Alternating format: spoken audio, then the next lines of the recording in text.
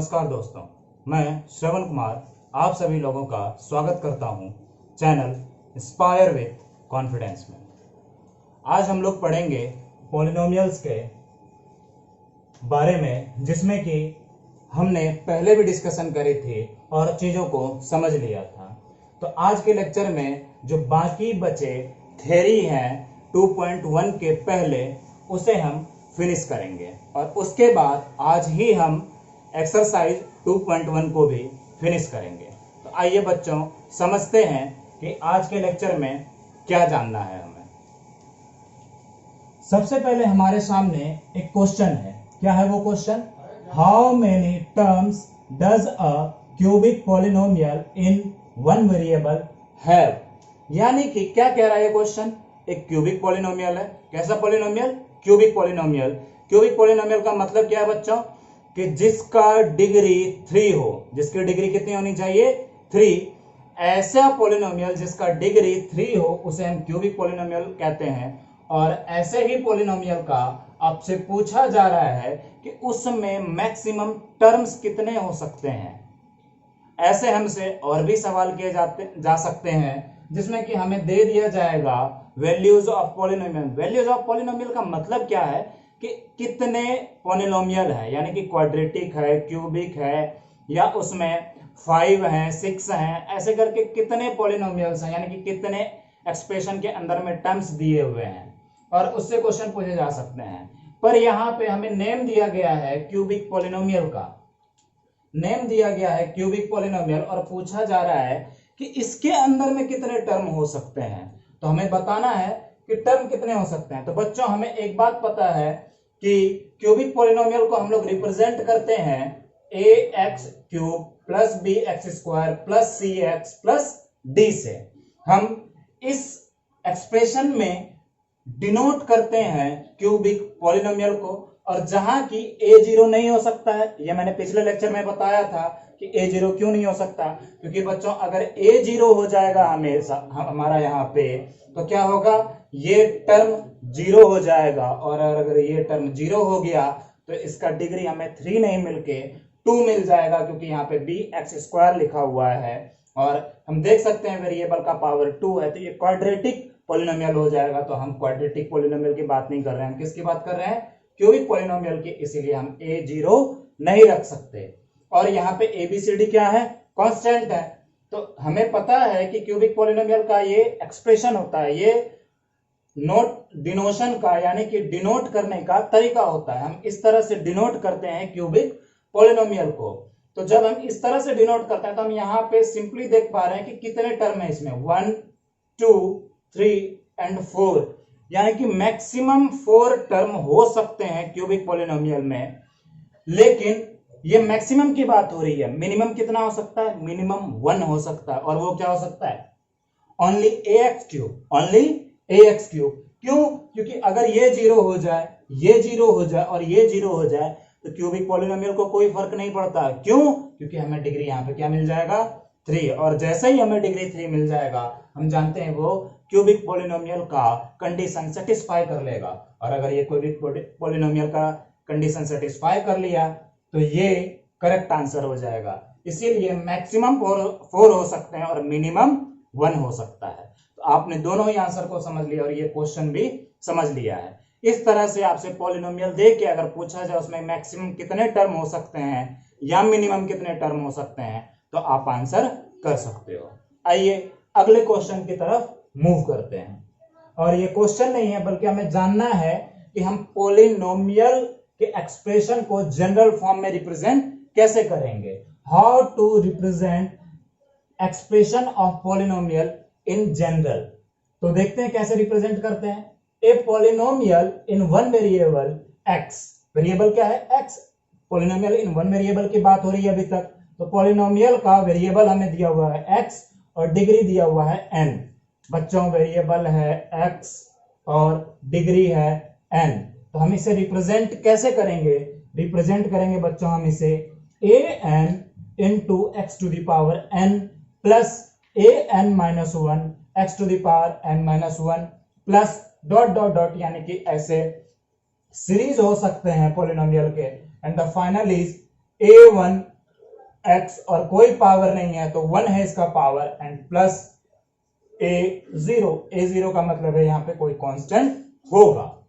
Where यहां पे क्या है a0 a1 dot dot dot an यानी कि a0 a1 an minus 1 an यहां पे क्या है कांस्टेंट है बच्चों, यानी कि ये कोएफिशिएंट की तरफ वर्क कर रहा था, इसीलिए ये क्या है कांस्टेंट है। और यहाँ पे an0 नहीं हो सकता क्योंकि वेरिएबल कितने हैं, यानी कि इस वेरिएबल में जो डिग्री की बात हो रही है हाईएस्ट डिग्री कितनी है n, तो इस वाले का कभी भी 0 नहीं हो सकता क्योंकि वो क्या हो जाएगा 1 हो जाएगा। अगर ये 0 हो गया तो पूरा टर्म क्या हो जाएगा बच्चों 0। सॉरी मैंने इसको 0 कर दिया था, वो नहीं होगा, बल्कि an की बात हो रही थी। अगर an 0 कर दिया तो ये पूरा टर्म 0 हो जाएगा और हमें डिग्री n नहीं मिल पाएगा, इसलिए हम an को 0 नहीं कर सकते। अब जो जानने वाली बात है, एक नोट पॉइंट है कि यहाँ पे अगर a0 a1 a2 सब बराबर हो जाए, an भी बराबर हो जाए, बराबर होके कितने के बराबर हो जाए, ये 0 के बराबर हो जाए, तो हमें क्या मिलेगा, हमें 0 पॉलिनोमियल मिलेगा क्योंकि पूरा का पूरा टर्म ही हमें क्या मिल जाएगा 0। और हम जानते हैं कि 0 को एक स्पेसिफिक नेम दिया गया है, दैट इज 0 पॉलिनोमियल। क्या स्पेसिफिक नेम दिया गया है 0 पॉलिनोमियल। एक चीज यहाँ पे और हम क्लियर कर लेंगे, मैं एग्जांपल के थ्रू आपको समझा देता हूं बच्चों, कि जैसे कि मान लिया जाए an x to the power n है, मैं मान लेता हूं हियर, या फिर लेट, मैं एज्यूम कर लेता हूं let n is equal to 5, n is equal to 5। तो देखते हैं कैसे होगा। इसी तरह से कितनी भी लेंदी हो सकती हैं, ये कोई परेशानी नहीं है, उसमें पॉलिनोमियल कितना बड़ा हो सकता है। तो यहाँ पे a5 x to the power 5, अगर आपसे पूछ दिया जाए कि अगर डिग्री 5 है तो जनरल एक्सप्रेशन क्या होगा, तो आप कुछ इस तरह से लिखेंगे a5 x to the power 5 plus अगला टर्म क्या था a n minus 1, it means 5 minus 1 x to the power 5 minus 1 plus a 5 minus 2 x to the power 5 minus 2 plus a और क्या हो जाएगा 5 minus 3 x to the power 5 minus 3 plus a 5 minus 4 x to the power 5 minus 4 plus, अब अगला बच्चों क्या हो जाएगा a 5 minus 5 and x 5 minus 5। आप ये वाला देख सकते हैं a0 लिखा हुआ है तो ये क्या हो जाएगा 0 और x to the power 5 minus 5 0 which is equal to 1। तो इसे हम आगे कैसे लिखेंगे, that is a5 x to the power 5 plus a4 x to the power 4, उसके बाद a3 x to the power 3 plus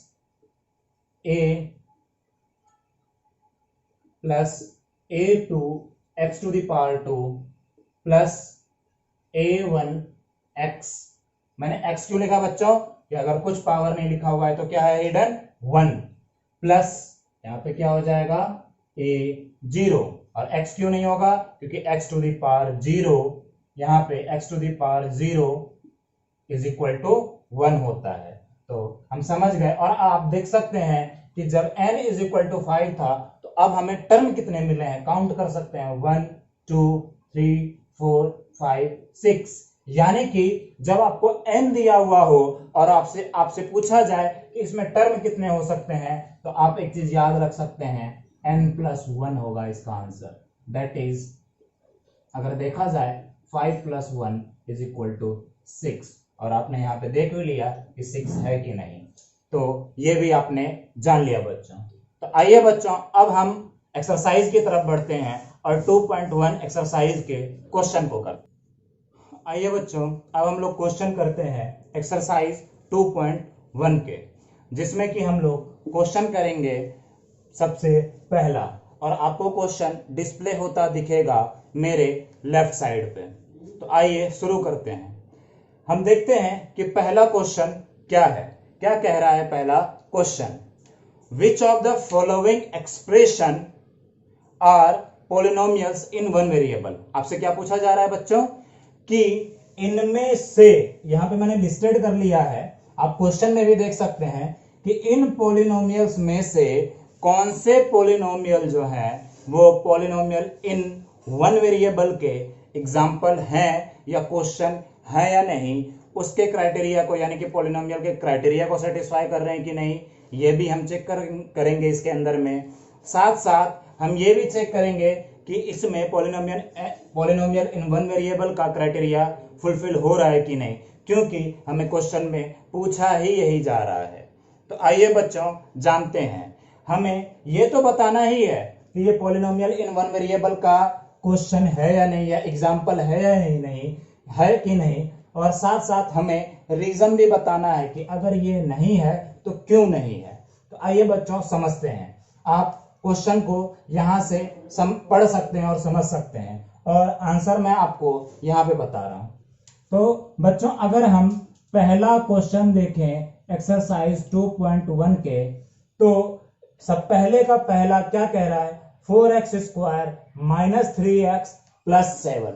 हमसे क्वेश्चन क्या पूछा गया था बच्चों कि क्या ये पॉलिनोमियल इन वन वेरिएबल है। तो अगर देखें यहां पे बच्चों, तो वेरिएबल क्या है, x है, यहां पे भी वेरिएबल क्या है, x है, यानी कि इस पूरे एक्सप्रेशन में या इस पूरे पॉलिनोमियल में हमें क्या दिया गया है, वेरिएबल ओनली x। तो answer is yes, answer is yes. और जब आंसर यस है हमें कोई रीजन देने की जरूरत नहीं है। आइए अब हम दूसरे क्वेश्चन की तरफ मूव करते हैं। क्या कह रहा है दूसरा question, y square plus root 2। इसमें भी अगर बच्चों देखें तो कितने वेरिएबल हैं, ओनली वन। कितने वेरिएबल हैं, only one, that is y। इसका भी आंसर क्या हो जाएगा, यस। तो इसमें भी हमें क्या करना है, हमें नहीं बताना है कि ये पॉलिनोमियल इन वन वेरिएबल कैसे है, क्योंकि ये यस है और हमें कंडीशन पता है इसके लिए, क्योंकि इसमें ओनली वन वेरिएबल यूज हो रहा है। अगले क्वेश्चन की तरफ मूव करते हैं। क्या है अगला question, 3 root T plus T root 2। अगर यहां पे देखें बच्चों तो एक बड़ी ही बात है कि यहां भी वेरिएबल एक, यहां भी वेरिएबल एक। बच्चों ये वेरिएबल तो एक है, ये एक्सप्रेशन भी है, बट क्या ये पॉलिनोमियल है, क्या ये पॉलिनोमियल है? अगर आपसे ये सवाल पूछा जाए तो आंसर होगा नो, आंसर होगा नो। और आंसर नो क्यों होगा, तो आपको पता होना चाहिए कि रेडिकल के अंदर अगर वेरिएबल दिया गया हो, यानी कि पॉलिनोमियल अगर रेडिकल में हो, उसका वेरिएबल रेडिकल में हो, तो वो पॉलिनोमियल नहीं हो सकता है। इसलिए ये एक पॉलिनोमियल ही जब नहीं है तो पॉलिनोमियल इन वन वेरिएबल कैसे हो सकता है। यहां पे हम कैसे सॉल्व करेंगे, 3 into T to the power 1/2। T to the power क्या हो जाएगा, 1/2। मैंने ये आपको पहले बताया था, एक तो रेडिकल है और दूसरा यहाँ पे टी टू द पावर 1/2 लिख सकते हैं इसे, प्लस टी रूट 2। तो ये किस में नहीं है बच्चों, ये होल नंबर में नहीं है, और power should be in whole number, not a whole number. और आपको पता होना चाहिए पावर पार और exponent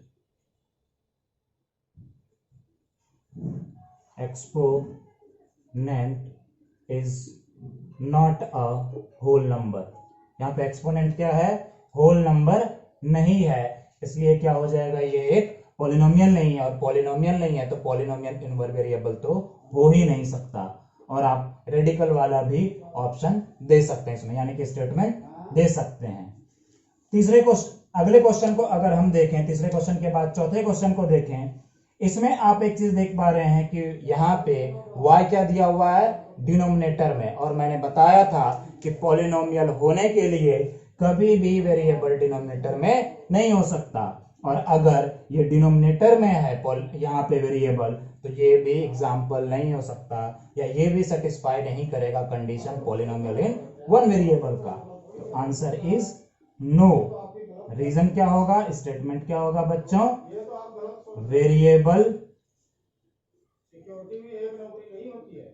variable is in denominator. क्या हो गया, वेरिएबल डिनोमिनेटर में है, इसीलिए हमारा कंडीशन सेटिस्फाई नहीं होगा पॉलिनोमियल इन वन वेरिएबल का। And the last question is x to the power 10 y cube t to the power 50।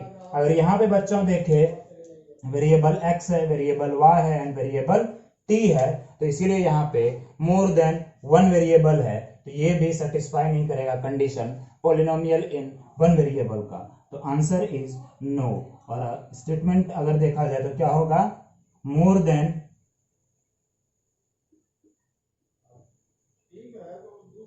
One variable, यानी कि यहाँ पे एक से ज्यादा वेरिएबल दिया गया है, तो इसलिए ये भी नहीं हो सकता पॉलिनोमियल इन वन वेरिएबल का एग्जाम्पल। आइए बच्चों, अब हम लोग दूसरे क्वेश्चन की तरफ मूव करते हैं और समझते हैं कि दूसरा क्वेश्चन क्या कह रहा है। तो बच्चों क्या कह रहा है क्वेश्चन सेकंड, जो कि मेरे लेफ्ट साइड पे डिस्प्ले हो रहा है। सेकंड क्वेश्चन में पूछा जा रहा है कि कोएफिशिएंट क्या है एक्स स्क्वायर का, यानी कि हमसे बोला जा रहा है right the coefficient of x square in each of the following, यानी कि हर एक में से, जो कि मैंने यहां लिस्टेड कर रखा है, इन सब में से हमें एक्स स्क्वायर का कोएफिशिएंट फाइंड आउट करना है। और हमें पता है कि कोएफिशिएंट क्या होता है। कोएफिशिएंट क्या होता है बच्चों, जो कि एक ऐसा कांस्टेंट जो कि वेरिएबल के साथ मल्टीप्लाई में हो, उसे ही हम कोएफिशिएंट कहते हैं, और जो एक कांस्टेंट टर्म होता है। तो आइए हम इन क्वेश्चंस का, जो कि यहाँ पे लिस्टेड है, इन क्वेश्चंस का हम कोएफिशिएंट फाइंड आउट करते हैं। उनमें से किसका हमें कोएफिशिएंट फाइंड करना है, तो ओनली एक्स स्क्वायर का। तो पहला क्वेश्चन अगर हम देखें, सेकंड का पहला क्वेश्चन, तो यहाँ पे हमें दिया गया expression 2 plus x square plus x. तो बच्चों हम यहाँ देख सकते हैं कि एक्स स्क्वायर ये दिया गया है, और मैंने बताया था बच्चों आपको कि अगर वेरिएबल के आगे कोई भी वैल्यू नहीं दिया हुआ हो, तो हमें पता है कि 1 हिडन होता है, 1 मल्टीप्लाई में रहता है उससे, यानी कि इसका कोएफिशिएंट क्या हो जाएगा, 1। इसका कोएफिशिएंट क्या हो जाएगा, 1। तो इसका आंसर हो गया 1। हमने पहला क्वेश्चन सॉल्व कर लिया। आइए बच्चों अब हम दूसरे क्वेश्चन को समझते हैं और करते हैं। क्या है दूसरा question, 2 minus x square plus x cube. अब यहां पे भी कुछ ऐसी ही बात है कि एक्स स्क्वायर दिया गया है, लेकिन इसमें भी कोएफिशिएंट नहीं दिया गया, तो हमें पता है कि हिडन है 1, तो 1 तो मैं लिख दूं, कोई दिक्कत नहीं है। लेकिन हमें ध्यान रखना है बच्चों मैथमेटिकल एक्सप्रेशन का। हम यहाँ देख सकते हैं प्लस था, तो यहाँ कोई जरूरत नहीं है प्लस को शो करने का, लेकिन हम यहाँ देख रहे हैं कि आगे माइनस लिखा हुआ है। इट मीन्स कि इसके साथ कोएफिशिएंट जब भी होगा तो वो माइनस में होगा, इसलिए यहाँ पे आंसर क्या हो जाएगा, -1। तीसरा क्वेश्चन क्या है बच्चों, π/2 into x square plus x, और हमसे कोएफिशिएंट पूछा गया एक्स स्क्वायर का, तो ये रहा एक्स स्क्वायर, और हम इससे देख रहे हैं मल्टीप्लीकेशन में ओनली π/2 है, देन आंसर इज π/2। आंसर हो जाएगा π/2। अगला क्वेश्चन क्या है, √2 इंटू एक्स माइनस 1। क्या इस एक्सप्रेशन में, क्या इस पॉलिनोमियल में हमें एक्स स्क्वायर गिवन है? नहीं गिवन है बच्चों। अगर नहीं गिवन है, इट मीन्स उसका जो कोएफिशिएंट होगा वो 0 होगा। क्यों 0 होगा, आप समझ सकते हैं कि जैसे मैं एक्स स्क्वायर लिख दूं तो इसका कोएफिशिएंट लिखते हैं 1। इसका कोएफिशिएंट क्या लिखते हैं, 1। इट मीन्स कि 1 यहाँ पे क्या है, मल्टीप्लाई में है। अब मैं 0 क्यों कर रहा हूं, कि एक्स स्क्वायर है, अगर इससे मल्टीप्लाई कर दें 0 तो क्या हो जाएगा, एनीथिंग मल्टीप्लाइड बाय 0 इज 0। इसका कोएफिशिएंट क्या हो गया बच्चों, 0, हम समझ सकते हैं इससे। तो यहाँ पे भी इसका कोएफिशिएंट क्या हो जाएगा 0, क्योंकि एक्स स्क्वायर गिवन नहीं है तो ऑब्वियसली बात है 0 को यहाँ मेंशन करने की आवश्यकता नहीं थी। और जब भी गिवन ना हो और आपसे वैल्यू पूछा जाए वैसे वेरिएबल का कि कोएफिशिएंट क्या होगा, तो आप बिना कुछ सोचे समझे 0 लिख सकते हैं। क्यों लिख सकते हैं, मैंने वो कॉन्सेप्ट भी बता दिया। अब बाकी बचे क्वेश्चंस को हम अगले लेक्चर में करेंगे, अगली वीडियो में करेंगे। थैंक यू, धन्यवाद।